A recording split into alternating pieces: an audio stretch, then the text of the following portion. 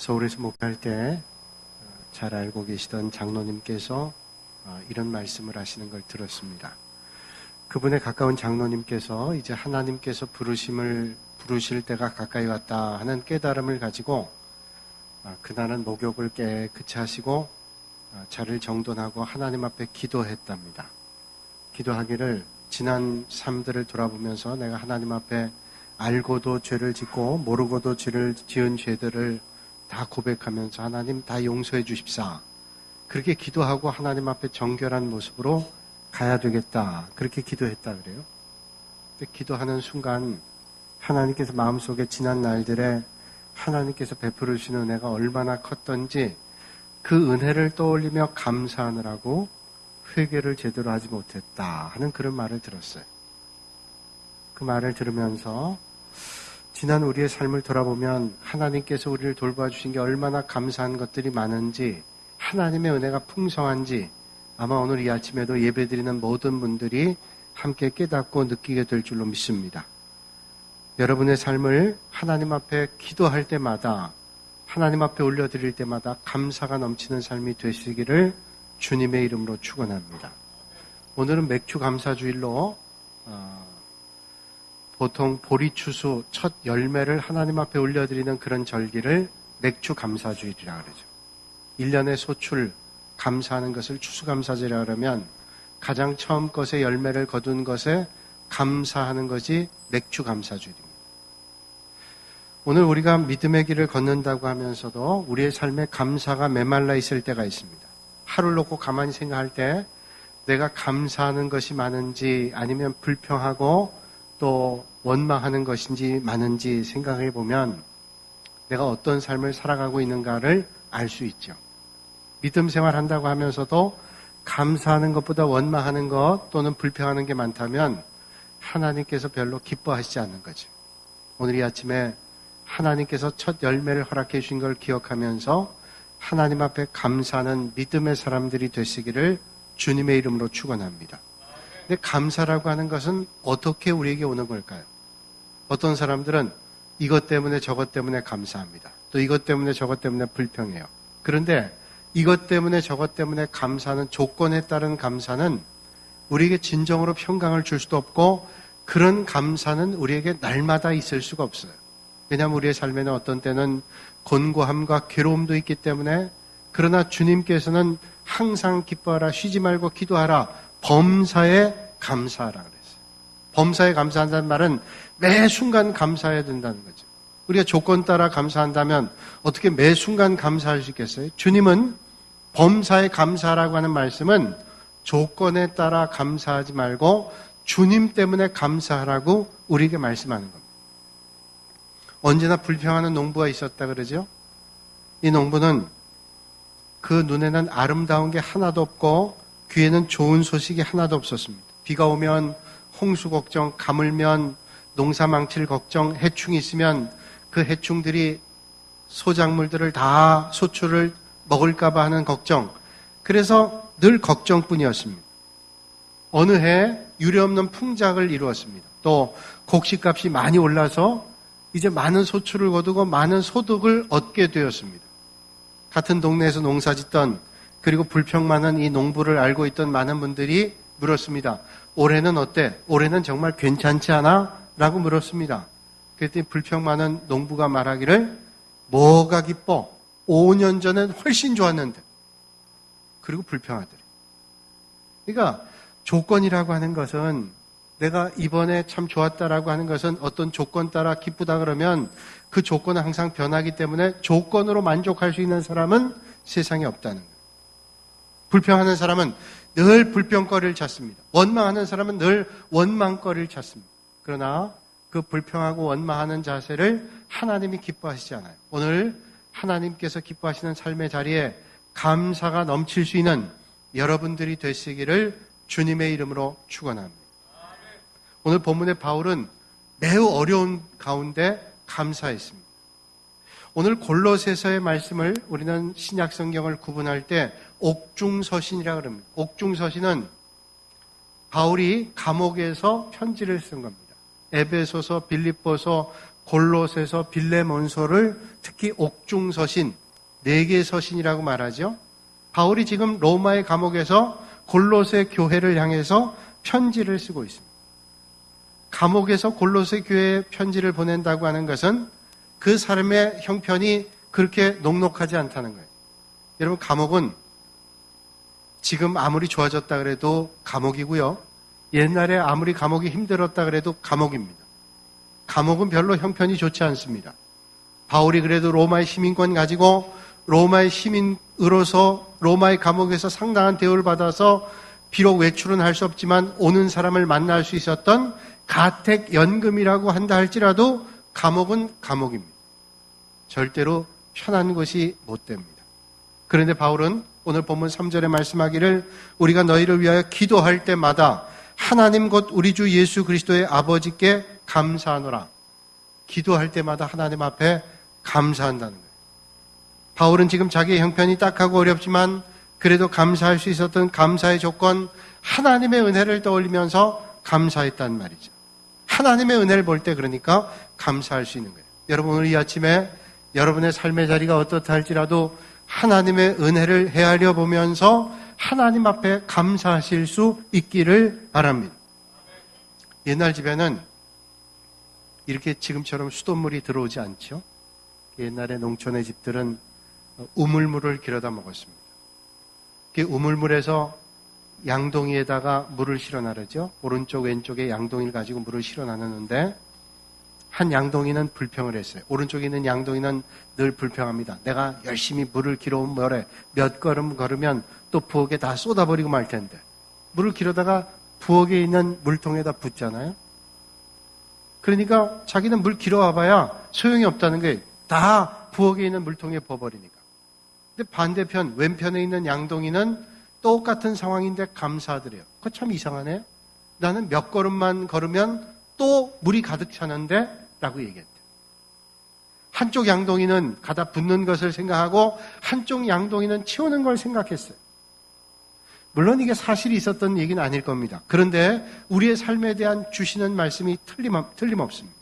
똑같은 인생을 살면서도 감사하는 삶을 살아갈 수도 있고 불평하는 삶을 얼마든지 살아갈 수 있다는 거예요. 오늘 본문 1절에 하나님의 뜻으로 말미암아 그리스도 예수의 사도된 바울과 형제 디모데는 이렇게 말씀하고 있습니다. 그리스도의 예수의 사도가 된 바울이라 이렇게 말씀하고 있어요. 지금 바울은 그리스도 예수의 사도가 됐다고 말씀하고 있습니다. 그리고 그것 때문에 감사하고 있어요. 여러분, 근데 바울이 그리스도의 사도가 된 것을 정말로 세상의 눈으로 볼 때 감사할 만한 이유가 될까요? 바울이 만약에 사도가 안 되었다라 그러면 이런 고난 안 당했을 겁니다. 로마의 감옥에 갈 이유도 없고 3차에 걸친 선교여행을 하면서 죽음의 위협, 강도의 위협, 물의 위협, 선의 위협, 계곡의 위협, 이런 위협을 받을 이유가 하나도 없었을 거예요.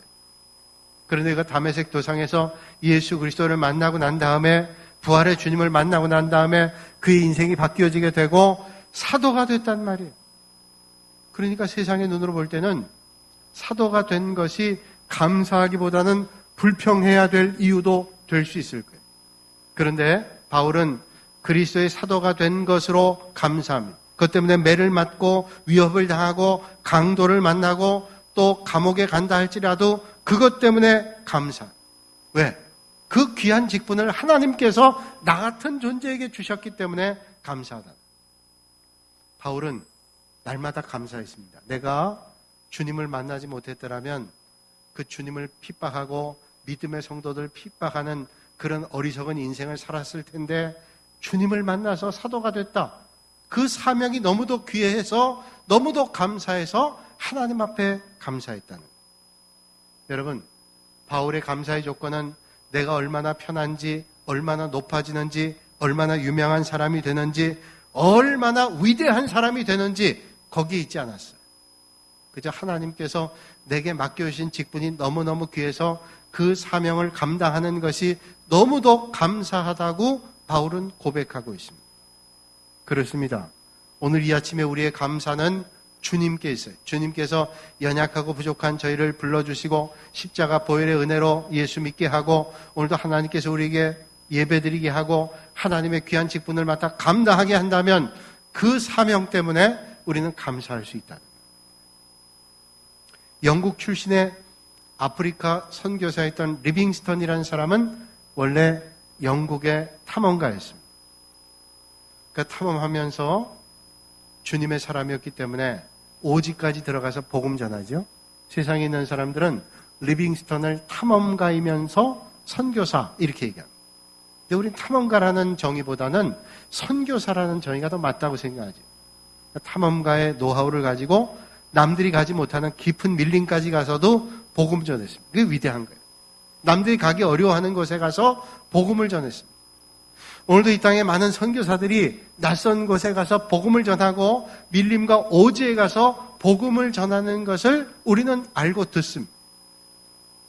지난 주간에 제가 말레이시아 선교지 갔을 때 저도 여러 밀림 지역을 가봤지만은 그건 처음 봤는데 물론 뭐 뱀의 위협, 해충의 위험, 여러 가지 위험들이 있어요. 그런데 차를 타고 그 길을 지나고 있는데 원숭이가 줄을 맞춰서 찾기를 건너가요. 원숭이가 한두 마리가 아니에요. 한 10마리 가까운 원숭이들이 쫙 지나가요. 새끼 원숭이가 뒤따라하고 엄마 아빠 원숭이가 앞에 가요. 엄마 아빠 가더니 뒤에 원숭이들을 와요. 차가 오니까 빨리 건너라. 제가 여러 군데 가도 못 봤거든요. 그 가지고 좀 지났는데 그 다음에 또 멧돼지 새끼들이 한 10마리가 쫙 지나가요. 그러니까 어디서 뭐가 나올지를 몰라요. 그런데 오직 복음의 열정 가지고 선교사님이 들어가요. 아프리카는 얼마나 험한 곳이에요. 원주민들 가운데 리빙스턴이 복음 전할 때는 식인종도 있었고 또 여러 가지 맹수의 위협과 독사의 독충의 위험이 있었단 말이죠. 리빙스턴이 한 번은 선교를 하다가 밀림 속에서 굶주린 사자를 만났어요. 이제 누가 도와줄 사람이 없어요. 리빙스턴이 온 힘을 다해서 사자를 만나서 대항했어요. 물론 이길 수 없었지만 그 사자를 물리치고 피할 수 있었어요. 온몸이 피투성이가 됐습니다. 어렵게 그가 살고 있는 곳에 들어왔는데 그를 돕던 원주민 어린아이가 눈물을 흘리면서 리빙스턴의 피를 닦아주면서 그런 말을 했다 그러죠. 선교사님, 이젠 좀 제발 돌아가십시오. 이러다가 선교사님 돌아가십니다.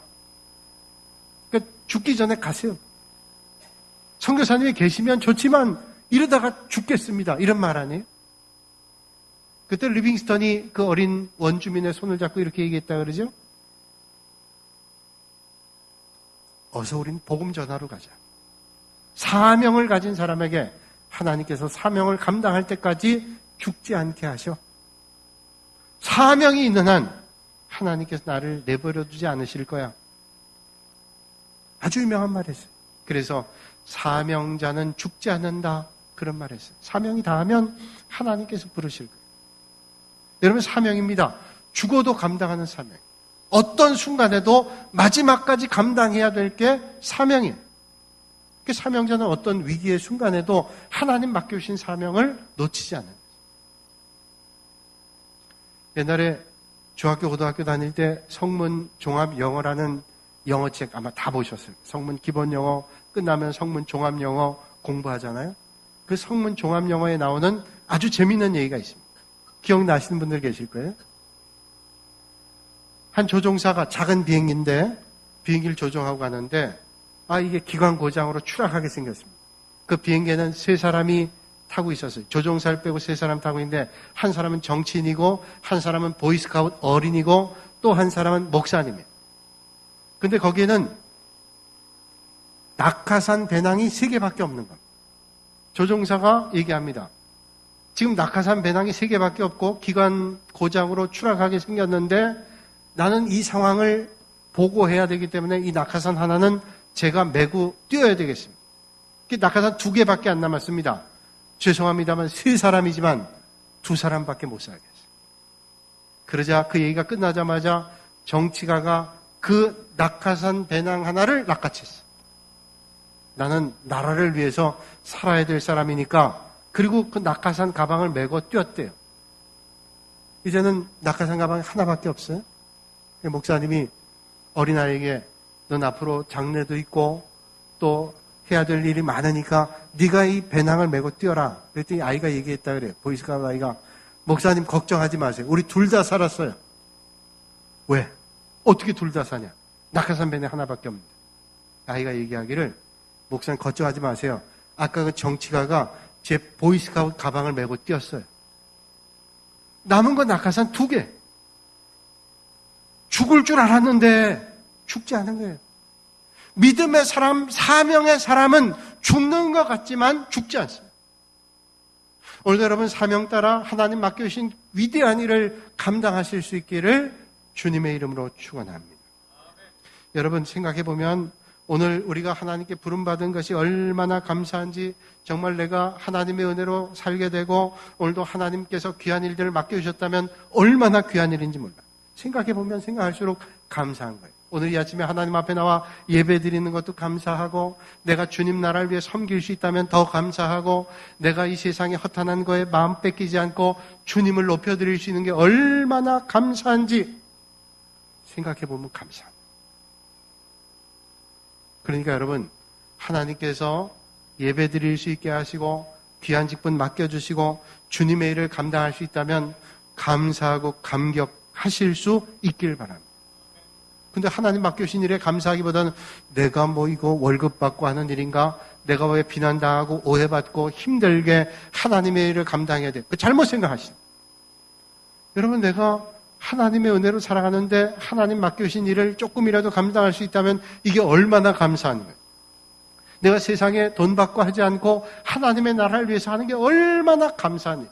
이게 감사한 일입니다. 근데 감사하면 하나님께서 은혜를 더 베풀어 주신대요. 우린 교회에 일을 하면서 많은 분들이 섬깁니다. 찬양대도 섬기고 교사도 섬기고 주일 예배 헌금위원으로 예배 안내위원으로 섬기고 주차 봉사위원으로 섬기고 꽃꽂이로 섬기고 그리고 로뎀 쉼터에서 봉사하며 섬기고 그리고 여러 가지 일로 주님의 일을 섬기고 하다 보면 기쁘고 즐겁고 감사한 일도 있지만 어떤 때는 오해받고 비난받고 힘겨운 일이 있어요. 그러면 때때로 그런 마음 들잖아요. 내가 뭐 여기 이 일을 하나? 교회도 많은데 내가 왜 이런 오해를 받고 힘든 일을 해야 돼? 그런 마음을 혹시 갖는다면 들어올 때 있어요. 그러나 그런 마음에서 여러분들이 하나님의 일을 한다면 사명이 없는 거예요. 칭찬받으면 하고 칭찬 없으면 안 하고 그게 무슨 사명이에요? 사명은 비난받아도 하고 오해받아도 하고 힘겨워도 하고 죽음의 위협이 있어도 하고 괴로워도 하는 게 사명자 아니에요? 주님의 일을 하면서 정말로 묵묵히 섬기는 분들이 있습니다. 너무 감사해서 제가 가끔은 문자 한번 보낼 때가 있어요. 집사님, 권사님의 섬김이 참 아름답고 귀합니다. 나도 기쁜데 하나님께서 얼마나 기쁘시겠어요. 감사하다는 말을 보내죠. 그 마음은 더 깊지만 이런저런 얘기해야 말잔치일 것 같아서 그냥 감사합니다 보내요. 그런데 답장이 거의 이렇게 와요. 제가 섬길 수 있어서 얼마나 감사한지요.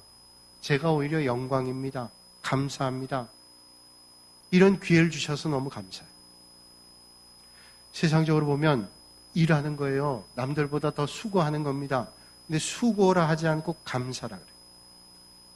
저는 찬양 예배 드릴 때, 헌신 예배 드릴 때 꼭 수고한다는 말을 하지 않고 섬긴다는 말을 하자고 얘기했어요. 그래서 삼여전도의 회개로 수고하는 이렇게 말하지 말자 그랬어요. 왜? 수고, 남보다 더 수고한다 아니죠. 남보다 섬길 수 있는 게 감사한 거죠.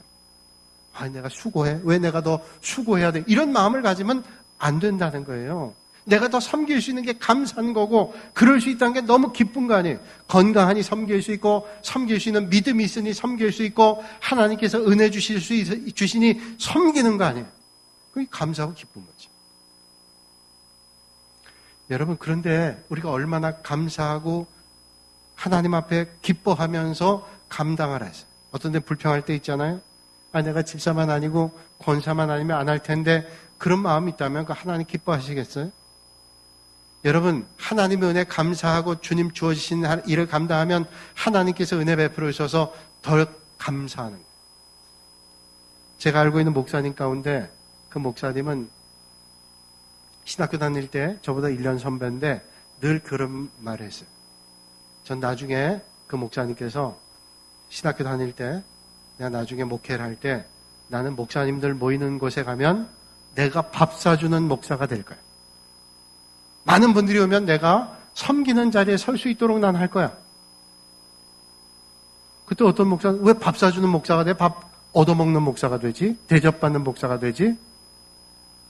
근데 제가 곰곰이 생각하니까 밥 사주는 목사님이 더 좋더라고요. 왜요?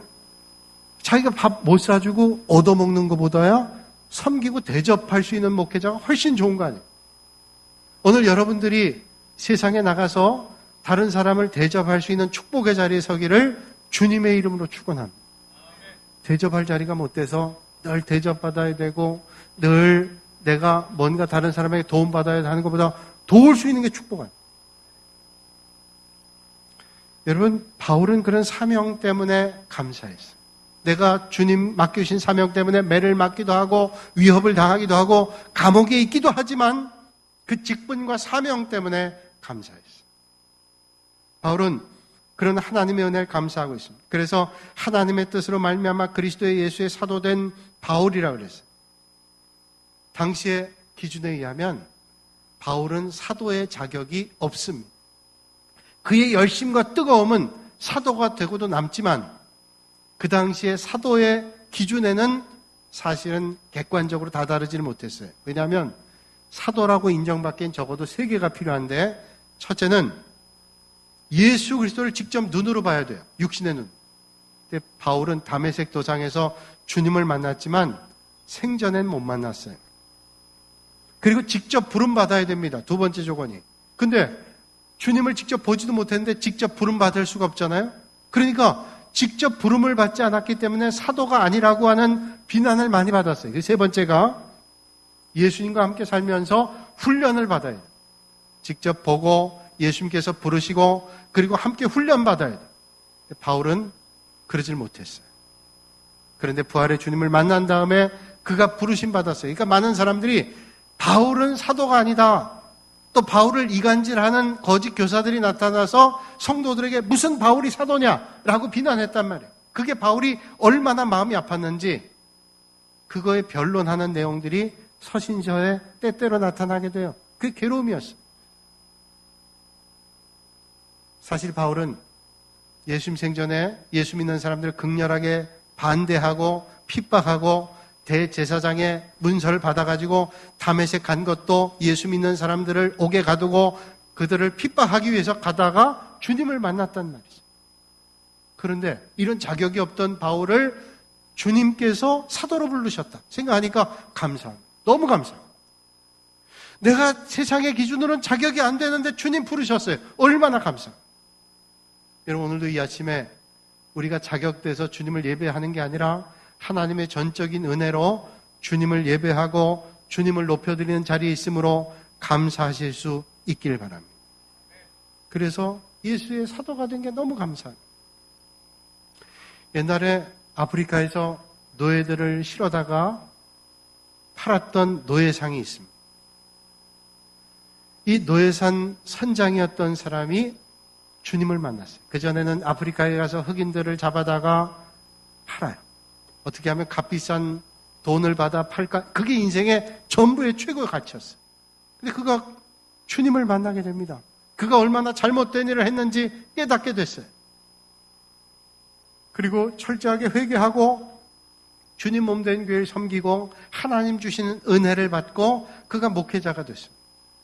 그가 목회자가 돼서 하나님의 말씀을 전할 때 그는 절대로 목회자 가운을 입지 않았다 그래요.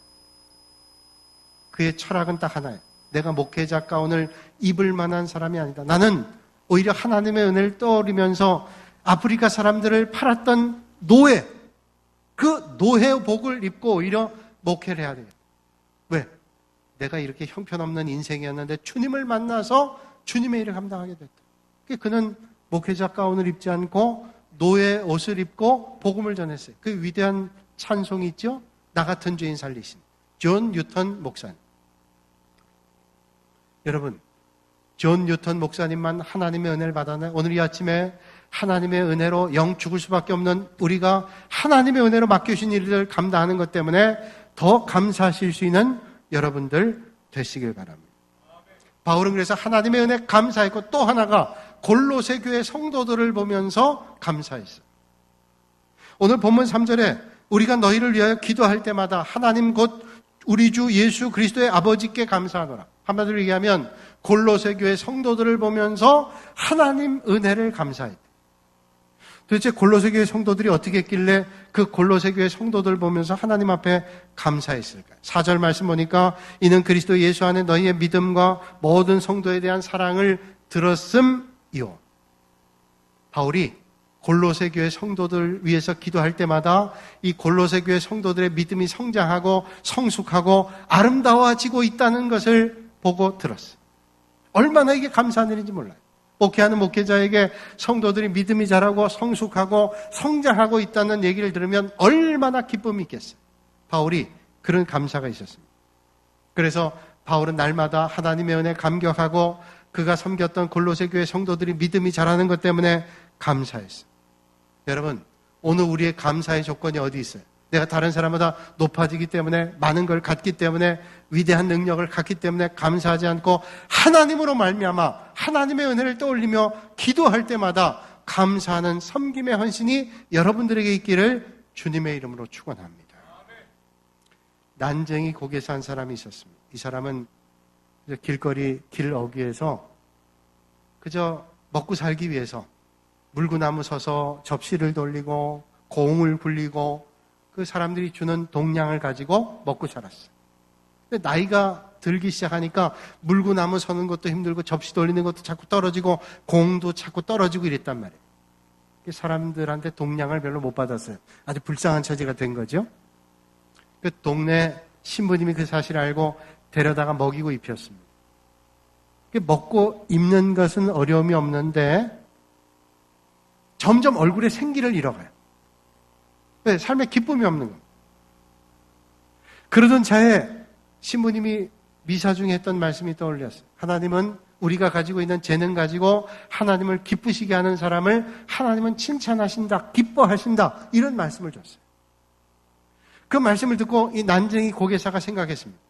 하나님께서 내가 가진 잘하는 재능 가지고 주님을 기쁘시게 하면 하나님이 기뻐하시고 우리에게 기쁨을 주신다고 그 말씀이 떠올랐어요. 근데 자기가 가지고 있는 재능이 뭐예요? 물구나무 서서 접시 돌리고 공 굴리는 게 전부란 말이에요. 그거 가지고 하나님 앞에 기쁨을 드려야 되겠다 생각했는데 낮에 그러면 사람들이 뭐라 그러겠어요? 성당에서. 그러니까 아무도 없는 밤에 성당에서 성모 마리아 상 앞에서 거꾸로 물구나무 서서 접시를 돌리고 공을 굴리면서 땀을 뻘뻘 흘렸습니다. 그러고 나니 얼굴에 생기가 돌기 시작해요. 마음에 기쁨이 넘쳐. 하나님 기뻐하시겠지. 그런 마음이 생겼어요. 그러던 어느 날 성당을 청소하던 분이 밤늦게 청소를 하기 위해서 성당에 들어갔다가 이 난쟁이 고개사가 물구나무 서서 접시 돌리고 공 굴리는 걸 봤다. 이런 불경이 어디 있어요? 성당에서 하나님 앞에 예배드린 곳에 물구나무 서고 공 굴리고 접시를 돌려요? 깜짝 놀라요. 신부님께 가서 고발했습니다. 신부님, 저 난쟁이 고개사가 자기 벌은 못 버리고 성당에서 불경하게 그렇게 물구나무 서서 공 굴리고 접시를 돌리고 있습니다. 신부님도 그 얘기 들으니까 화가 나고 예배드린 장소에서 그게 할 일이 따로 있는 거지. 그래서 화가 나가지고 혼내러 갔다. 혼을 내기 위해서 가는데 정말로 접시 돌리면서 그러고 있다 땀을 뻘뻘 흘리고 있다. 그래서 혼을 내려고 가는 순간에 성모 마리아상에 마리아가 내려. 그러면서 그 난쟁이 고개사의 이마에 흘린 땀을 닦아줍니다. 그러면서 하는 말이 내가 너의 헌신을, 너의 섬김을 기쁘게 받았노라. 그러면서 땀을 닦아준다.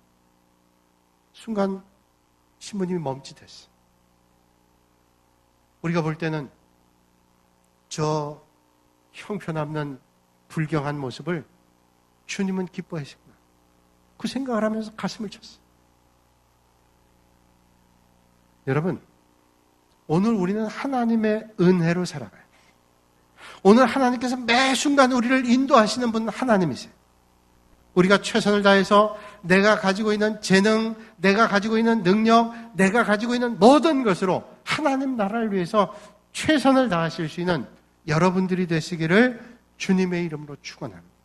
그렇게 하나님 높여드릴 때 하나님께서 여러분의 삶의 자리를 높이시고 여러분의 삶의 자리를 하나님께서 복으로 충만하게 베풀어 주실 줄로 믿습니다. 기도하겠습니다. 거룩하신 아버지 하나님, 오늘도 이 아침에 저희를 주님 전으로 불러주시고 맥주 감사절에 하나님의 은혜를 기억하며 감사할 수 있도록 은혜 베풀어 주시니 감사를 드립니다. 오늘 우리에게 베풀으신 은혜를 떠올리면서 우리에게 있는 최선의 것을 가지고 하나님 앞에 온전히 다할 수 있는 믿음의 길 걷게 하여 주시옵소서.